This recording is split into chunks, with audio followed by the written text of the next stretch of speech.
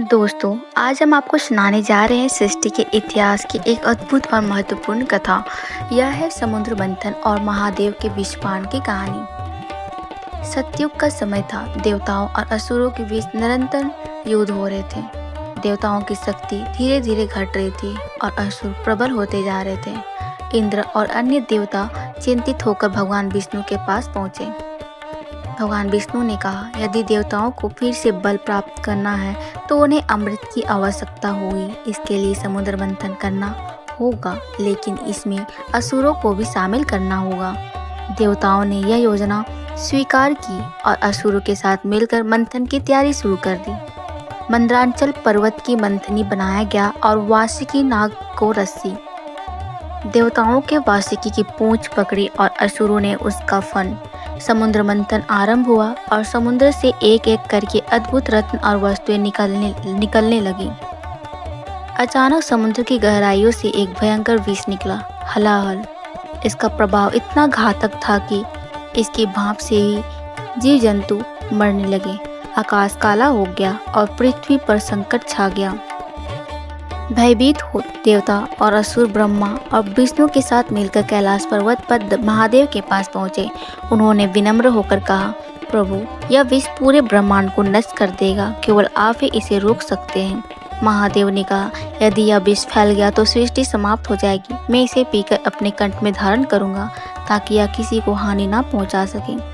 महादेव ने अपने हाथों में विष लिया और पी लिया। जैसे ही विष उनके कंठ तक पहुंचा, उसका प्रचंड प्रभाव उनके गले में ठहर गया और गला नीला पड़ गया।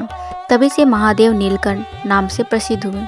कथा है कि माता पार्वती ने तुरंत उनके गले को पकड़ लिया ताकि विष उनके शरीर में ना फैल सके। इसलिए विष केवल उनके कंठ में ही रुका रहा। महादेव के इस त्याग से देवता, असुर और संपूर्ण सृष्टि बच गई। सभी ने महादेव की स्तुति की और उन्हें त्रिलोक के रक्षक के रूप में प्रणाम किया। महादेव के विषपान के बाद समुद्र मंथन जारी रहा और अंत में अमृत प्राप्त हुआ।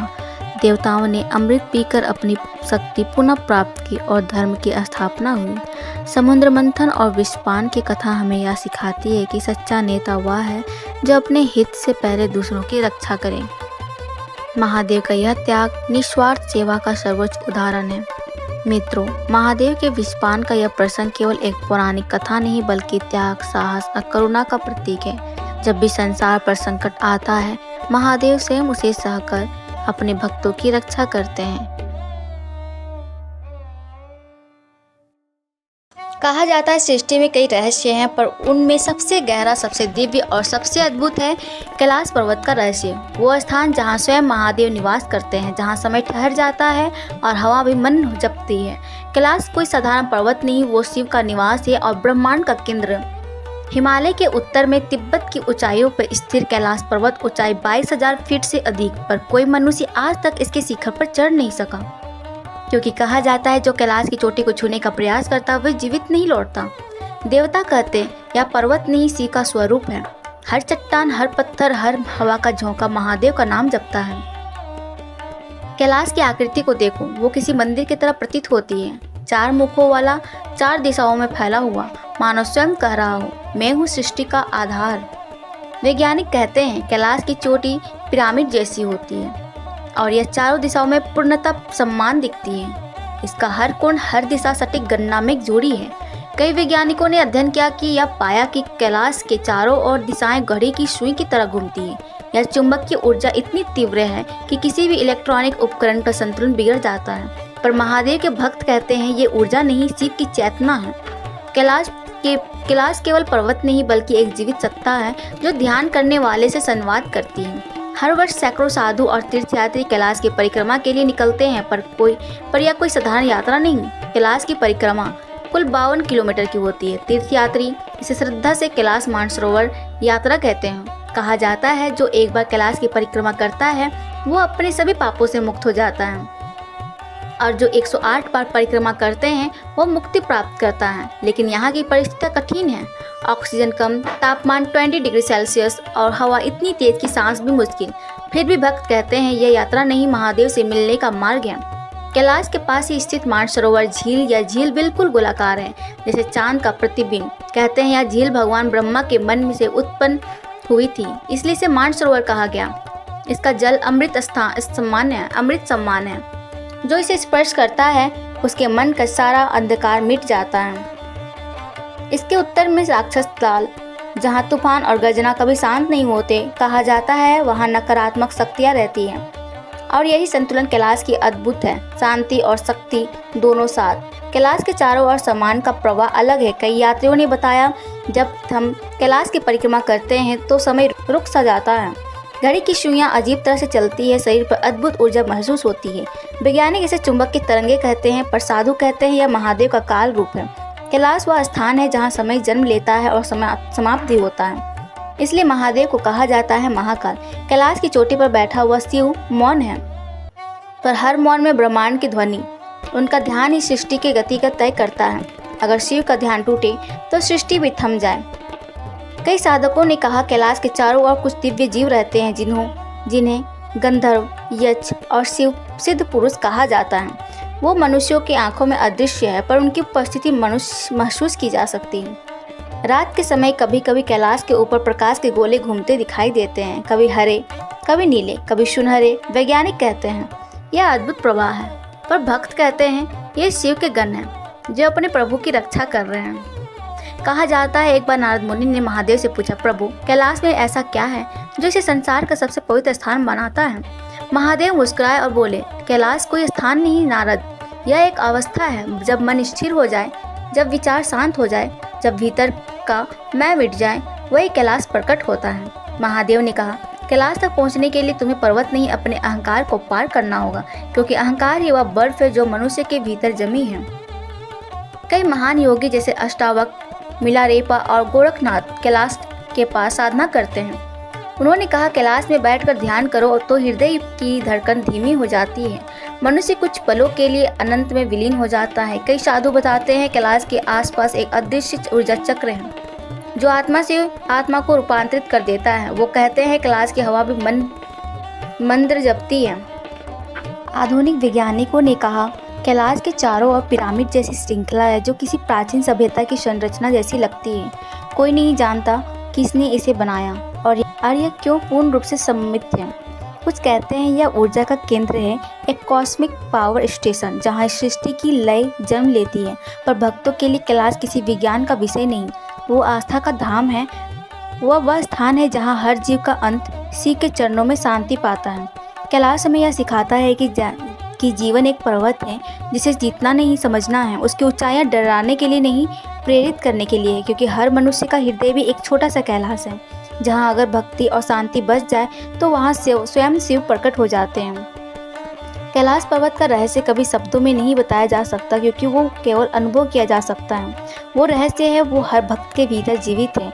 और जब आप ओम नमः शिवाय का जाप करते हैं तो समझिए कैलाश की हवा उसके भीतर बह रही है।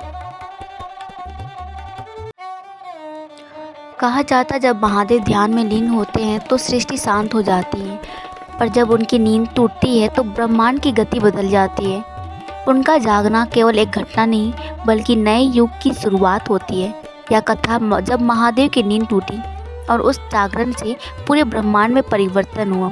कैलाश पर्वत श्वेत हिम में आच्छादित, शांत, दिव्य और अडिग। वहाँ शिव गहन समाधि में लीन थे। सदियों से उनकी आंखें बंद थी, उनकी जटाएं स्थिर थी और उनका मन ब्रह्मांड से परे। देवी पार्वती पास ही ध्यान में बैठी थी। उनकी दृष्टि में प्रेम था और हृदय में हल्की चिंता भी। देवी बोली, प्रभु आप अनंत काल में समाधि में हैं। सृष्टि में असंतुलन बढ़ रहा है। देवता और मानव दोनों दिशा खो चुके हैं। शिव मौन थे, उनके भीतर सब कुछ शांत था, जैसे समय ठहर गया हो। देवता भी चिंतित हो उठे। ब्रह्मा बोले, अगर शिव नहीं जागे तो सृष्टि विनाश की ओर बढ़ जाएगी। देवता एकत्र हुए और कैलाश की ओर चले। इंद्र, विष्णु, ब्रह्मा सबने शिव की आराधना आरंभ की। ओम त्र्यंबके यजामहे, पूरे ब्रह्मांड में मंत्रों की गूंज फैल गई। पर महादेव शांत थे। उनकी आंखें अब भी बंद थी और उनके शरीर से दिव्य ऊर्जा का तेज निकल रहा था। देवता बोले, प्रभु हम आपकी कृपा के बिना अधूरे हैं, कृपा कर जागिए, क्योंकि सृष्टि आपकी दृष्टि की प्रतीक्षा में है। विष्णु ने कहा, अगर शिव नहीं जागे तो सृष्टि का संतुलन टूट जाएगा। उनका मौन ही ब्रह्मांड की शांति है, पर अब शांति ही संकट बन चुकी है। देवी पार्वती ने देखा कि ब्रह्मांड का हर जीव डर से कांप रहा है। उन्होंने प्रण लिया, मैं अपने प्रभु को जगाऊंगी, पर प्रेम से क्रोध से नहीं। उन्होंने मंद स्वर में शिव के कानों में कहा, प्रभु आपकी सृष्टि रो रही है, आपके बिना यह संसार अधूरा है। जागिए भोलेनाथ जागिए। उनके शब्दों में प्रेम था, विनम्रता थी और भक्ति की शक्ति थी। अचानक कैलाश की हवा बदलने लगी, घंटियों की ध्वनि गूंज उठी और धरती हल्की सी कांप उठी। शिव का शरीर प्रकाश से भर गया और उनके कपोलों पर जीवन की हलचल दिखाई देने लगी। धीरे धीरे शिव ने अपनी आंखें खोली। उनकी दृष्टि में अनंत शांति थी, परंतु भीतर में एक दिव्य अग्नि प्रकट हो रही थी। देवता झुक गए। ब्रह्मा बोले, स्वागत है प्रभु, आपके जागरण से सृष्टि पुनः जीवन पा गई है। महादेव मुस्कुराए, मैं सोया नहीं था ब्रह्मा, मैं मौन में था, क्योंकि सृष्टि को खुद से लड़ना सीखना था। कभी कभी ईश्वर मौन हो जाता है ताकि मनुष्य अपने भीतर के ईश्वर को ढूंढ सके। देवता विनम्र होकर बोले, प्रभु अब आप ही बताइए, अधर्म को कैसे रोका जाए। महादेव ने कहा, सृष्टि का संकट शांति से नहीं करुणा से समाप्त होता है। धरती पर उस समय एक राक्षस था, अंधकासुर। वो अत्यंत बलवान था और शिव का ही अंश माना जाता था। पर जब शिव ध्यान में थे, अंधकासुर ने अहंकार में आकर देवताओं और ऋषियों पर अत्याचार शुरू कर दिया। देवता बोले, प्रभु अंधकासुर अब अधर्म की सीमा पार कर चुका है। शिव बोले, तो अब समय है कि मेरा जागरण उद्देश्य को प्राप्त करे। महादेव अपने नेत्र खोले। तीसरे नेत्र से अग्नि प्रज्वलित हुई। आकाश में तांडव की लहरें उठी। उन्होंने कहा, अंधकासुर मैं तेरा सृजन करता हूँ और आज तेरा संहारक भी बनूंगा। अंधकासुर ने गर्जना की, मुझे कोई मार नहीं सकता। शिव बोले, विनाश शक्ति का अंत नहीं, संतुलन की शुरुआत है। शिव ने अपना त्रिशूल उठाया, आकाश कांप उठा। एक ही वार में उन्होंने अंधकासुर को भेद दिया, पर उसके रक्त की हर बूंद से एक नया दानव उत्पन्न हो गया। महादेव ने तब कहा, अब यह रक्त पृथ्वी को नहीं छुएगा। उन्होंने माँ चामुंडा को बुलाया, जिन्होंने रक्त की हर बूंद पी ली। सृष्टि पुनः शांत हो गई। युद्ध के बाद महादेव कैलाश लौट आए। देवी पार्वती पास आई और बोली, प्रभु आपका जागरण सृष्टि के लिए वरदान बन गया है। महादेव मुस्कुराए, हर जागरण बाहर का नहीं होता, कभी कभी भीतर का होता है। अंधकासुर को मैंने नहीं मारा, मैंने अपने भीतर के अंधकार को मारा। मनुष्य के भीतर एक अंधकासुर होता है, अहंकार, वासना और अज्ञान का। जब वो उठता है तो हमें अपने भीतर शिव को जगाना पड़ता है। देवता बोले, प्रभु आपने फिर से धर्म की स्थापना की, अब ब्रह्मांड में संतुलन लौट आया। विष्णु बोले, शिव का मौन ही सृष्टि की शक्ति है और उनका जागरण उसका पुनर्जन्म। सभी देवता झुक गए। कैलाश पर प्रकाश फैल गया। महादेव बोले, हर मनुष्य कभी न कभी नींद में सो जाता है, अज्ञान, भय और मोह के नींद में। पर जब वो अपने भीतर के सत्य को पहचान लेता है तो तभी उसका भी जागरण होता है। मेरा जागरण केवल मेरा नहीं, हर आत्मा का जागरण है। जब मनुष्य समझ लेता है कि जीवन संघर्ष नहीं संतुलन है, तब वह शिवत्व को पा लेता है। देवी पार्वती मुस्कुराई, प्रभु आपने सृष्टि को नहीं जगाया, आपने उसके हृदय को जगाया। कैलाश पर शांति लौट आई। महादेव ध्यान में बैठे, पर इस बार उनकी आंखें आधी खुली थी। वो बोले, मैं फिर मौन रहूंगा, पर अब सृष्टि जागी रहेगी, क्योंकि जब प्रेम, करुणा और सत्य जीवित है, मैं सदा जागृत रहूंगा। महादेव की नींद का टूटना सिर्फ देवताओं की विजय नहीं थी, बल्कि सृष्टि के भीतर भक्ति के पुनर्जन्म का संकेत था। मित्रों, आज हम आपको सुनाने जा रहे हैं उस पावन रहस्य की कथा जो भगवान शिव के भस्म से जुड़ी है। यह है शिव और भस्म की महिमा। कैलाश पर्वत के शिखर पर विराजमान भगवान शिव का रूप अनोखा है। सिर पर जटाओं का मुकुट, गले में सर्प, त्रिशूल हाथ में और पूरे शरीर पर भस्म का लेप। यह भस्म केवल एक आभूषण नहीं बल्कि गहन आध्यात्मिक संदेश का प्रतीक है। भस्म यानी राख, वह जो किसी भी वस्तु के जल जाने के बाद शेष रह जाती है। यह हमें याद दिलाती है कि संसार का हर रूप नश्वर है और अंत में सब राख में बदल जाता है। शिव अपने शरीर पर भस्म लगाकर हमें यह सिखाते हैं कि जीवन में अहंकार, लोभ और मोह का कोई अस्थायी अस्तित्व नहीं है। एक पौराणिक कथा के अनुसार एक बार भगवान शिव ध्यान में लीन थे। उसी समय कामदेव ने आकर उनका ध्यान भंग करने की कोशिश की। महादेव ने क्रोध में अपनी तीसरी आंख खोल दी और कामदेव भस्म हो गए। उसी भस्म को शिव ने अपने शरीर पर लगाया। तब से भस्म उनके स्वरूप का अभिन्न अंग बन गई। शिव शमशान वासियों के स्वामी भी हैं। वे जीवन और मृत्यु दोनों को एक समान मानते हैं। कहा जाता है कि वे शमशान से ही भस्म लेकर अपने शरीर पर लगाते हैं, यह दर्शाने के लिए कि मृत्यु के बाद सब एक समान हो जाते हैं। महादेव के भक्त भी उनकी तरह भस्म का लेप करते हैं, जिसे विभूति कहा जाता है। यह केवल पूजा का अंग नहीं, बल्कि हमें यह पवित्रता, वैराग्य और ईश्वर भक्ति का स्मरण कराता है। कई शिव मंदिरों में, विशेषकर उज्जैन के महाकालेश्वर मंदिर में भस्मारती की परंपरा है। यह आरती भोर के समय होती है, जिसमें भस्म से भगवान शिव का श्रृंगार किया जाता है। दुनिया भर में श्रद्धालु इस अद्वितीय पूजा को देखने आते हैं। भस्म हमें यह सिखाती है कि जीवन क्षण भंगुर है। यह हमें हर पल को पवित्र भाव में जीने और ईश्वर के चरणों में समर्पित रहने की प्रेरणा देती है। मित्रों, शिव और भस्म की महिमा केवल एक धार्मिक परंपरा नहीं, बल्कि यह हमारे जीवन का गहन सत्य है। भस्म हमें याद दिलाती है कि हम चाहे कितने भी बड़े क्यों न बन जाए, अंततः हम प्रकृति का ही एक अंश है।